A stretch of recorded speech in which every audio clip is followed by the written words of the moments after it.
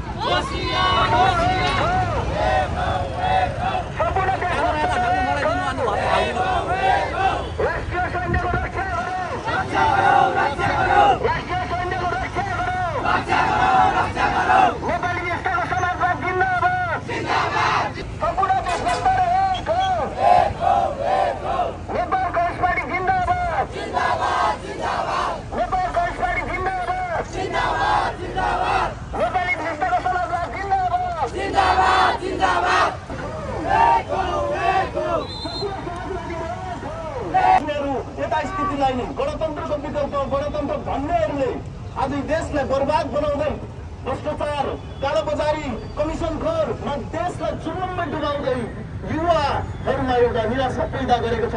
Nepal communist पार्टीले प्रतिगमन विरुद्धको जनक प्रदर्शन आज झापाको बिटा मोडमा सम्पन्न गरेको छ। एक रिपोर्ट।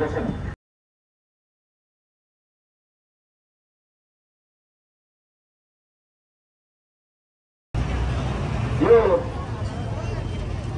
विरोध प्रदर्शन कार्यक्रमका सञ्चालक तथा हाम्रो पार्टीका झापा जिल्लाका सचिव कमरेड, यो कार्यक्रममा उपस्थित हुनुभएका हाम्रो पार्टीका केन्द्रीय समितिका सदस्य कमरेडहरू, पार्टीका प्रदेश समितिका कमरेडहरू, जिल्ला समिति, गाउँपालिका समिति लगायत विभिन्न जनवर्गीय संगठन र विभिन्न क्षेत्रबाट यहाँसम्म आइपुग्नुहुने सबै न्यायप्रेमी, जुझारू, अग्रगामी, समाजवादी, वैज्ञानिक समाजवादी र असलमा कम्युनिस्ट जनताहरू जनसमुदायहरूमा म हाम्रो पार्टीको तर्फबाट न्यानो अभिवादन पेश गर्न चाहन्छु। स्वीकार्नुहोस्। लाल सलाम। कमरेडहरू, हामी आज यो मुक्ति चोकमा उभिएका छौँ। कमरेडहरू, हामी यो मुक्ति चोकमा हामी उभिएका छौँ। तपाईहरुलाई सबैभन्दा पहिला म के भन्न चाहन्छु भने तपाईहरुको ध्यान बाहिरतिर खास ध्यान नदिनुहोस्। हामी हाम्रो कार्यक्रमको उद्देश्यमा केन्द्रित हुनुपर्छ। हामी यो मुक्ति चोकमा उभिएका छौँ। यहाँ माथि दुईवटा शालिग छ। यो शालिगले मुक्तिको यसले सङ्घोष गरेको छ र प्रतीकात्मक हिसाबले झापा जिल्लाको यो बिटा मोडको मुक्ति चोक सधैँभरि मुक्तिको हुङ्कार गरेको छ। यसले राजा महाराजाहरूले फेलेपछि यसले झापाका जनताहरूलाई 28 सालको झापाभित्र यहाँका सामुन्डहरूको टाउको काटिसकेपछि जनयुद्धमा भीषण जनयुद्धमा महान बलिदान गर्दै एउटा लामो संघर्षको प्रक्रिया गुजारिसकेपछि र 65-63 जनआन्दोलनमा झापाका कुना कुन्द्राबाट उठेका जनताहरूले बलिदान गर्दै रगतमा लतपतिएर नेपालको 240 वर्ष जनतालाई शोषण गरेको, जनतामाथि राज गरेको, जनतामाथि चाहिँ विभिन्न प्रकारका यात्राहरू प्रताडनाहरू ठोकरेको राज संस्थालाई मिल्काइसकेपछि उभिएको मुक्ति चोक हो। र हामी मुक्ति चोकमा उभिएर हामी बोल्दैछौँ। आज नेपालमा फेरि राज संस्थालाई बिउताउने राजाहरूलाई बिउताउने नेपालमा चर्केल सुरु भएको छ, षड्यन्त्र सुरु भएको छ। हामी यो नजिकबाट हेर्दैछौँ। प्रतिगामीहरू नेपालमा राज संस्था स्थापित गर्नुपर्छ भनिने मानिसहरू, यस्ता मानिसहरू आज झापाका दुलाहरूबाट गराउँदैछन्, झापाका अस्पतालहरूबाट गराउँदैछन्। विभिन्न माफियाको आवरणमा उदाएका मान्छेहरू राजा ल्याउनुपर्छ भन्दै हुङ्कार गर्दै हिँडेका छन् र हिंसा मचाउने प्रयत्न पनि गरेका छन्।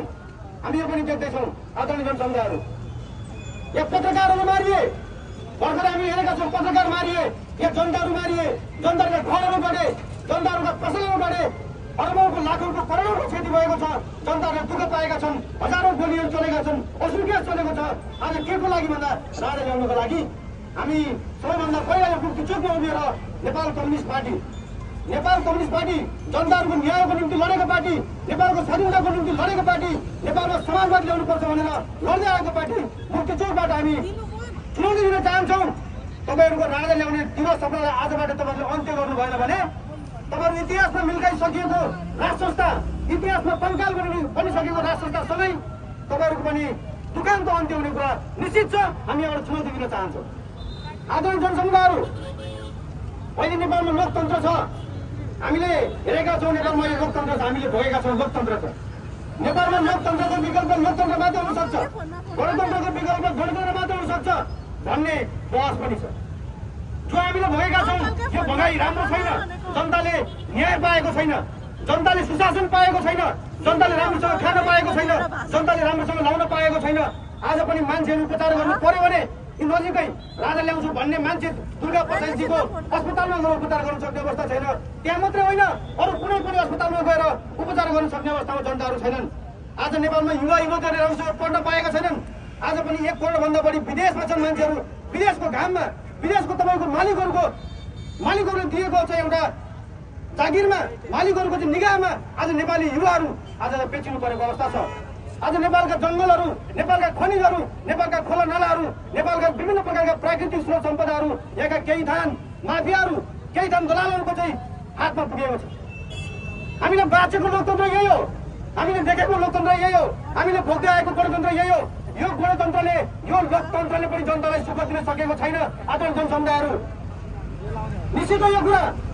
यो लोकतन्त्रले सुकुम्बासीको घर उजाड पारेको छ, सुकुम्बासीको घर भत्काएको छ। यहाँ दिदीबहिनीहरू रुँदै आउनुहुन्छ। यहाँ चाहिँ विभिन्न सुकुम्बासी क्षेत्रमा काम गर्ने, सुकुम्बासी क्षेत्रमा बसोबास गर्ने आदरणीय दाजुभाइ दिदीबहिनीहरू रुँदै आउनुहुन्छ। उहाँहरूको आँखाबाट झरेको आँसु पनि हामीले हेरेका छौँ। आदरणीय जनसमुदायहरू, यो लोकतन्त्रले सुकुम्बासीलाई मात्रै होइन, आज बजारका व्यवसायीहरू यहाँ मिटर ब्याजको चङ्गुलमा पर्नु परेको छ। यहाँ ब्याङ्कका चाहिँ ब्याङ्कर्सहरू र यहाँका केही थान दलाल गुन्डाहरू मिलेर यहाँका व्यवसायीहरूलाई मिटर ब्याजहरूले लुटेका छन्। यहाँ धेरै व्यवसायहरू मर्नुपर्ने स्थिति छ, झुन्डेर मरेको पशु लागेको अवस्था छ। भर्खरै बिर्ता मोडमा पनि मान्छेहरू झुन्डेर मरेको स्थिति छ। एक बिचौलियाहरूको बलवाडा छ, बेलगाम बिचौलियाहरू लुटेका छन्। भर्खरै यातायातमा झापा जिल्लाको यातायात हामीले हेरौँ 12 करोडभन्दा बढी लुटपाट गरिएको चाहिँ सार्वजनिक भएको छ। हामीले यो पनि हेरेका छौँ। आजको लोकतन्त्रले, आजको गणतन्त्रले हामीलाई वास्तवमा जनतालाई केही पनि दिएको छैन। जनतालाई यो कार्यक्रममा आउनु पनि मन लागेको छैन। मलाई एउटा राम्रोसँग थाहा छ, जनतालाई यसरी भाषण सुन्ने रहर छैन। मलाई राम्रोसँग थाहा छ।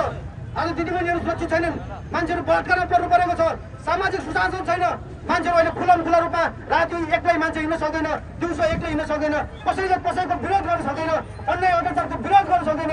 यहाँ मान्छे कोबाट कुटिन्छ, कोबाट मारिन्छ, कहाँ जेलमा पर्छ, कसले मुद्दा हाल्छ भन्ने कुरा टुङ्गो छैन। यस्तो अवस्थामा यहाँको नागरिकहरू, यहाँको शासकहरूसँग, गणतन्त्रवादी शासकसँग, लोकतान्त्रिक शासकसँग पनि खुट्टा कमाएर हिँड्नुपर्ने स्थिति छ। यस्तो जनताहरूमा निराशा पैदा गरेको साँच्चै हो, निराशा पैदा गरेको साँच्चै हो। साँचो अर्थमा आज लोकतन्त्रले, गणतन्त्रले जनतालाई निराश बनाएको छ।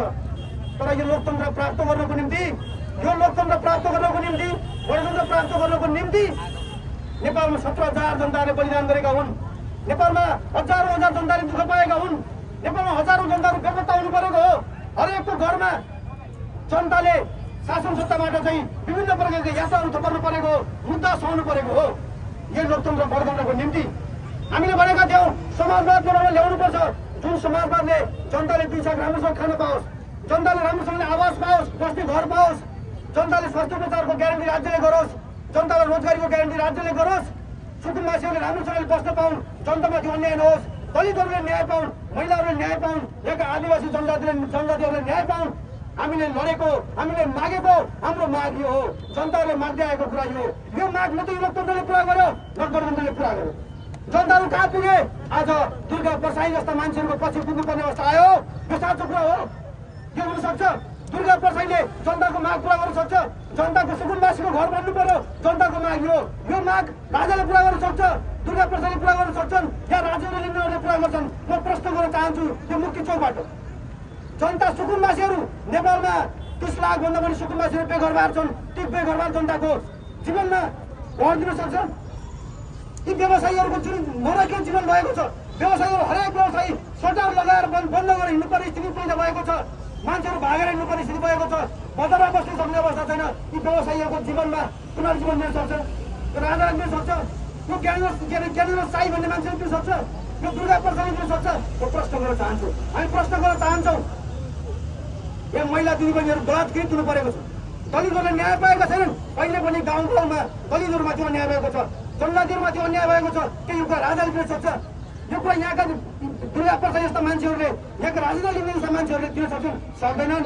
त्यस कारणले म जनतालाई के भन्न चाहन्छु, एउटा के अपिल गर्न चाहन्छु भने जनताहरूको जुन निराशा छ, लोकतन्त्रले निराश पारेपछि, गणतन्त्रले निराश पारेपछि जनताहरूलाई राजावादीहरूले जे खालको आश्वासन दिए, युट्युबरलाई पछि कुदाएर विदेशीहरूको चाहिँ डलर खाएर साम्राज्यवादीको गोटी बनेर छिमेकी राष्ट्रको गोटी बनेर केही थान माफिया दलालहरू जसले लुट्न पाएका छैनन्, जसको सत्ता खोसिएपछि बौलाएर हिँडेका छन्, ती मान्छेहरूको साथमा लागेर जनतालाई जसरी प्रमोट गर्न खोजियो, जसरी जनतालाई बढाल्न खोजियो, हामी चुनौती दिन चाहन्छौँ। तिमीहरूको हिम्मत छ भने, तिमीहरूसँग हिम्मत छ भने तिमीहरू बहस गर्न आऊ। बहस गर, बहसबाट किन भाग्छौ? टुलोमा बसेर राजा मान्छे किन भन्छौ? टुलोमा बसेर राष्ट्रता ल्याउनुपर्छ किन भन्छौ? जनतामा आऊ, जनतामा बहस गर। तिम्रो राष्ट्रताले ल्याउने अर्थ प्रणाली के हो? तिम्रो राष्ट्रताले बनाउने देश के हो? तिम्रो राष्ट्रताको सुरक्षा नीति के हुन्छ? तिम्रो राष्ट्रताको परराष्ट्र नीति के हुन्छ? तिम्रो राष्ट्रताको स्वास्थ्य नीति के हुन्छ? तिम्रो राष्ट्रताको कृषि नीति के हुन्छ? तिम्रो राष्ट्रताको आजको औद्योगिक आजको समयमा नेपालको उद्योगलाई विकास गर्ने नीति के हुन्छ? तिमीहरू बहस गर्न आउन सक्छौ?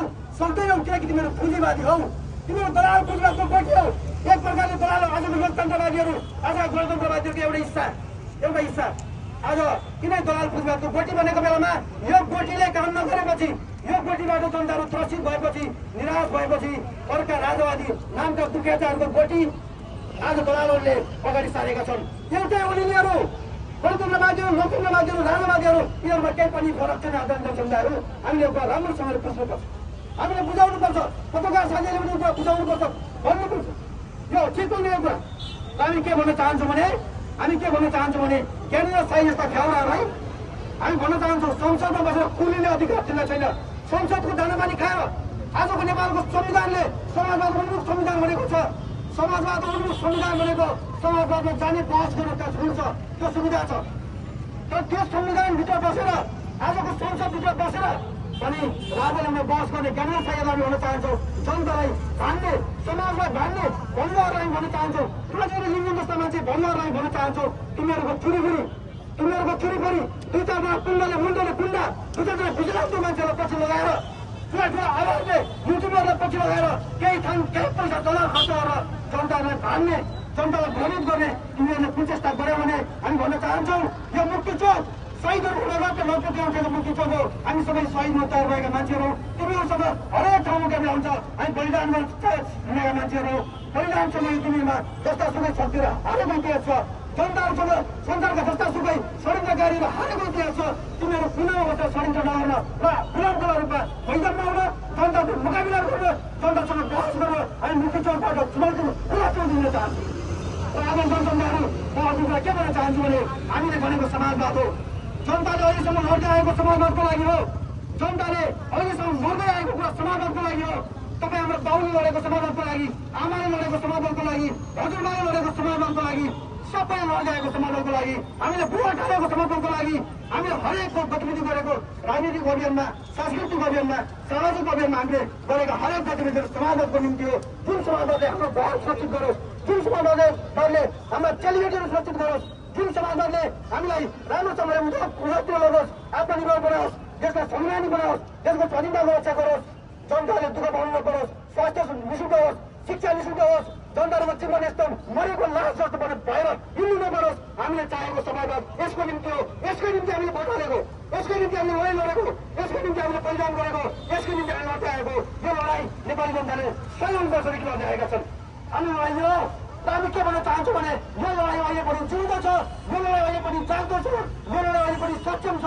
यो लडाइँ जनताको लडाइँ हो। यो लडाइँ अहिले पनि नेपालमा यी विभिन्न खालका षड्यन्त्रकारीहरूलाई, लोकतन्त्रको विकल्प लोकतन्त्र भन्ने यथाशीलवादीहरूलाई तन्साएर नेपाली जनताको आजसम्मको चाहना समाजवाद स्थापना गर्ने महान अभियानलाई सफल पार्ने हामी प्रतिबद्धता राख्न चाहन्छौँ। र सफल पार्ने हामी हिम्मत राख्न चाहन्छौँ।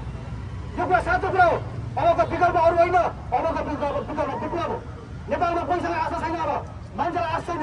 मान्छेले नेताहरू हेरिसके, मान्छेले मन्त्री भएका मान्छे पनि देखिसके, मान्छेले राजदूत भएका मान्छे पनि देखिसके, मान्छेले उद्योगीको अनुहार पनि देखिसके।